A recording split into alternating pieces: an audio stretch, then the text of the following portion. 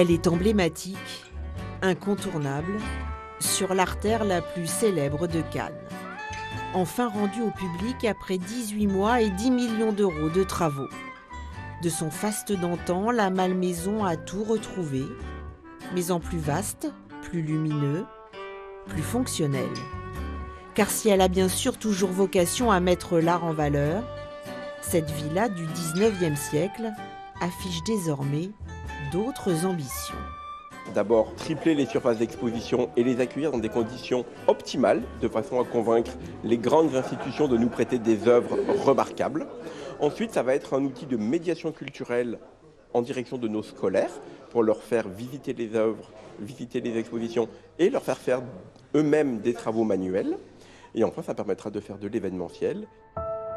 La lumière, les couleurs, les paysages, les situations.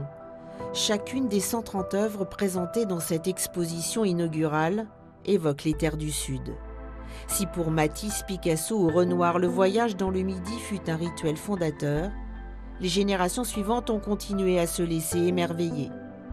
Et c'est à elles que la Malmaison fera la part belle. On est vraiment sur la création contemporaine. On va présenter de l'art contemporain, toujours avec une partie production. Dans chaque exposition, on aura des œuvres qui sont créées pour l'exposition, mais ça ne nous empêche pas, comme on fait actuellement dans cette exposition-là, de confronter l'art contemporain avec de l'art un peu plus ancien et d'ouvrir un dialogue. Luxe, calme et volupté, ainsi baptisée l'exposition de la Malmaison rénovée, est à découvrir sur la Croisette jusqu'au printemps.